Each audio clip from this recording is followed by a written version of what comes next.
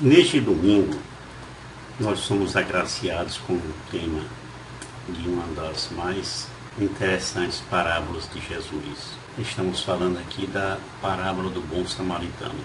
Nessa parábola é escancarada a grande, imensa hipocrisia dos religiosos judeus daquela época. Aliás, essa hipocrisia está ativada até hoje. Até hoje a gente ainda vê gente religiosa, judeu, católico, o que for aí, protestante principalmente, numa hipocrisia sem tamanho. E a gente precisa combater esse povo com nossa palavra, com nossa força. É como Davi enfrentando Golias. Mas se a gente não fizer nada, pior será. Isso está sendo infiltrado no poder político da nação. Então as pessoas usam a boa fé dos fiéis para injetar nelas o ódio político. Nesse vídeo eu vou mostrar alguns dados que normalmente passam despercebidos nas nossas leituras. Esta parábola ela nos ensina que devemos agir como esse bom samaritano. Não é uma história, sobre moral, mas é um princípio de ética humanitária. E eu espero que você se inscreva no canal e deixe o seu like, tá bom? Vamos lá?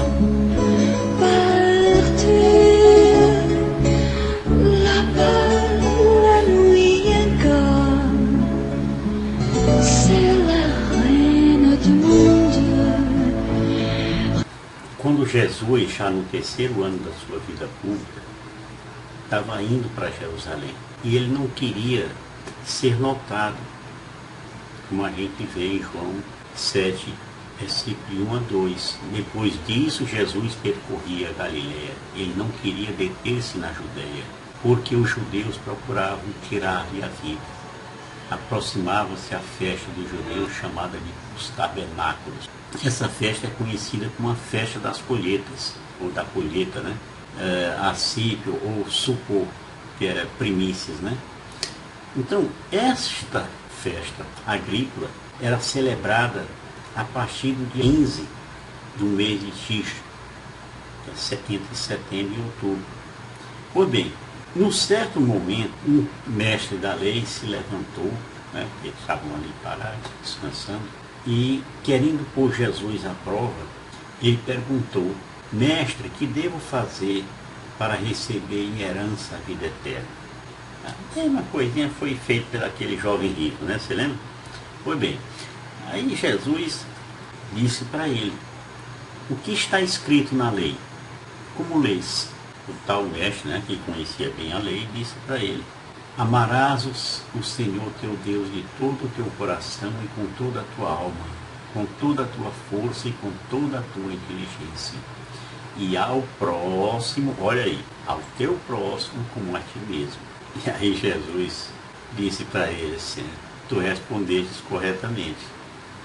Vai, faze isso e viverás. Mas, gente, vocês viram aí a questão? Vamos fazer aqui um pequeno parênteses para explicar o que é que significa esse título de mestre da lei. Eram estudiosos e intérpretes da lei judaica e eram responsáveis por ensinar, copiar, preservar e interpretar as suas normas. Eram também esses mestres chamados de escribas ou doutores da lei, e às vezes também eram alguns fariseus. Eles tinham também a função de juízes em disputas legais e religiosas. Para lhe dar um exemplo, Gamaliel, que era um fariseu respeitadíssimo, que foi mestre de São Paulo, ele era um mestre da lei. Pois bem, continuando, o mestre da lei insistiu na sua pegadinha: quem é o meu próximo? E Jesus disse: é aquele que age com misericórdia, independentemente de religião, origem, estado social ou político. Aí depois disso o mestre Jesus começou a contar a parábola, tá certo? Então Jesus descreveu uma cena importante para aquele judeu de coração endurecido. Começou assim: certo homem descia de Jerusalém para Jericó e caiu nas mãos de assaltantes. Entenda que essa estrada de Jerusalém a Jericó era conhecida por ser perigosíssima, cheia de curvas, esconderijo para ladrões. Jericó, ela ficava a 23 quilômetros de Jerusalém. E era uma cidade muito abaixo do nível do mar, 300 metros abaixo. Também era 1.040 metros mais baixa do que Jerusalém.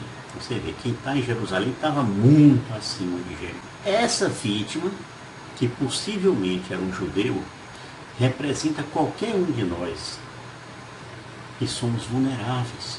Os ladrões então pegaram essa pessoa e agiram com extrema violência.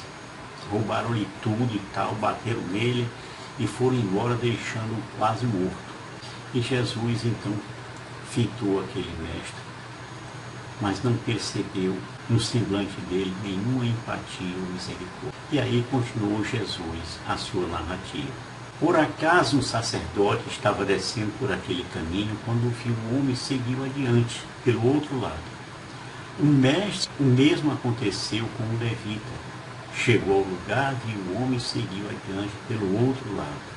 Aí Jesus olhou de novo nos olhos daquele mestre e viu transparecer uma certa aprovação pela atitude daquele sacerdote e do levita. E aí o Senhor continuou. Mas um samaritano que estava viajando chegou perto dele, viu e sentiu compaixão. Olha aí, viu e sentiu compaixão. Aproximou-se dele e fez curativos, derramando óleo e vinho nas feridas. Depois colocou o homem no seu próprio animal e levou-o a uma pensão, cuidou dele. E aí Jesus novamente olhou nos olhos daquele mestre da lei. E essa face dele continuava impassível, né? O coração estava totalmente endurecido. E aí nosso Senhor continuou. No dia seguinte, pegou 2 moedas de prata e entregou ao dono da pensão, recomendando: toma de conta dele. Quando eu voltar, vou pagar o que tiveres gastado a mais.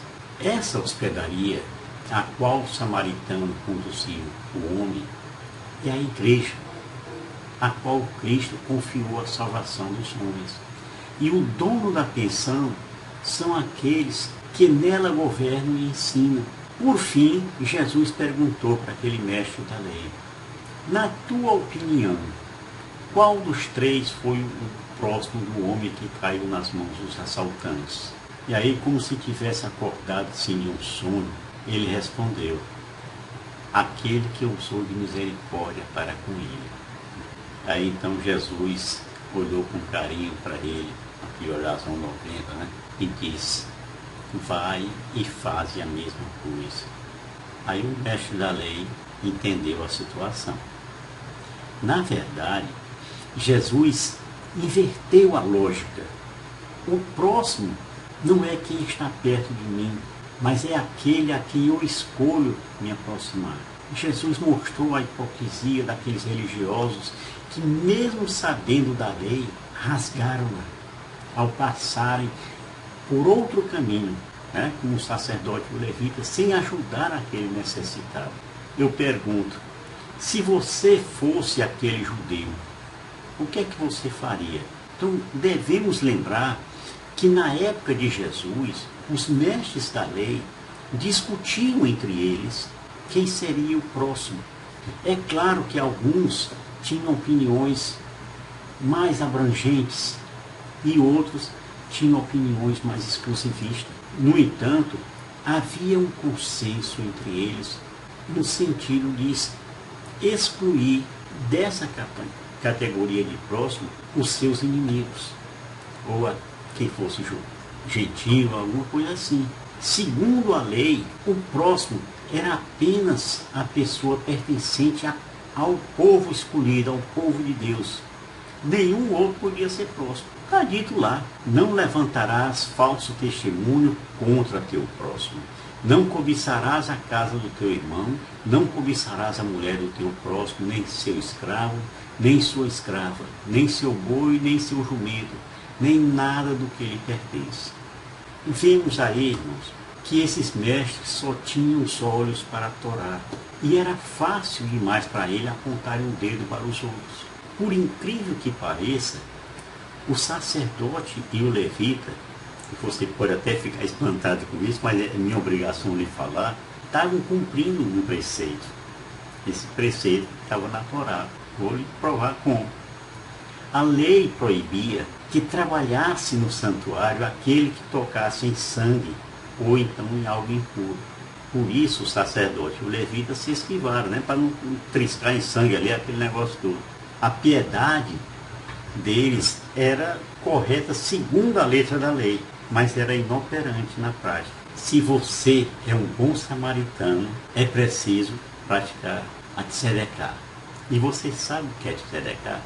É quando você acolhe um irmão. Assim estará agindo como seguidores de Jesus Cristo, amando o próximo como a si mesmo. Você já pensou que o samaritano foi o próprio Jesus? Pensou nisso?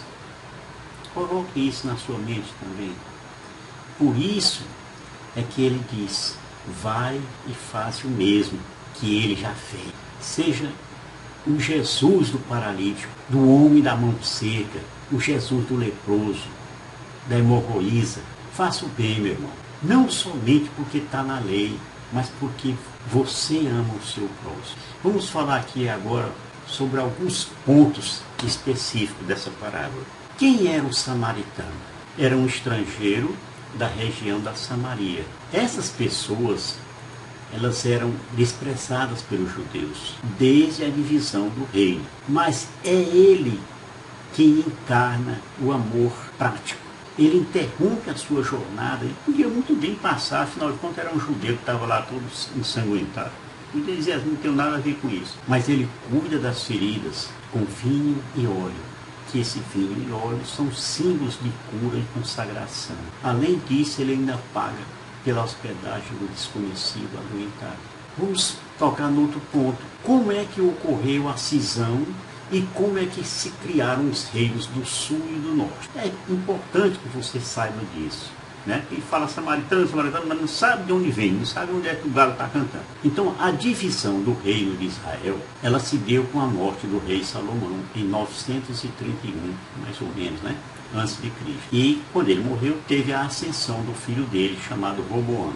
O povo estava muito insatisfeito com a cobrança de impostos, muito altos impostos, e estava também exigindo um certo trabalho forçado. E aí o povo se revoltou. Quando houve essa revolta, as 10 tribos do norte, né, lideradas por Jeroboão, separaram-se e formaram o reino de Israel, que é o reino do norte. E as tribos de Judá, que era Judá e Benjamim, ficaram leais ao filho de Salomão, Roboão. E ali formaram o reino de Judá. Samaria era a capital do reino israelita do norte. Mas essa Samaria e o reino do norte todinho caiu ante o Império Assírio em 722 a.C. Então as divergências religiosas entre eles era pelo local de adoração. Os samaritanos, eles não aceitavam os escritos dos profetas e diziam que Moisés voltaria como uma espécie de Messias. Tinha lá o templo de Garizim, que era a fonte do antagonismo, além da mistura racial dos samaritanos, que era menosprezada pelos judeus. Lembremos, gente, que Jesus teve recusada a sua pousada em Samaria, por conta dessa rixa aí, certo? Foi por isso que Tiago e João pediram o fogo do céu para acabar com a Samaria, né? Jesus disse para ele, a paz, que aquieta aí, a paz, deixa de desanho. Vamos falar aqui também um pouco de Jericó. A gente já viu falar muito das muralhas de Jericó, né? O texto de Jericó. Quando os judeus, liderados por Josué, entraram lá para a tomada da terra prometida, eles tiveram que passar por Jericó. Para que você tenha ideia, um dos moradores ilustres lá de Jericó era o Zaqueu, né? Chefe dos cobradores de impostos, e dizem que era corrupto até as unhas dos pés. Mas ele teve um encontro com Jesus e a partir dali ele foi convertido. Isso aí eu vou colocar, está em Lucas 19, de 1 a 10. Tá bom? Sede misericordiosos como o vosso Pai é misericordioso. Nós devemos ser misericordiosos. Este é o centro do Evangelho. A misericórdia é a única ação verdadeiramente humana diante do sofrimento alheio, que se transforma em princípio de atuação e de ajuda solidária àquele que sofre. No domingo vamos participar da missa, escutar a homilia do nosso Padre. Isso nos fará muito bem. Shalom do Pai.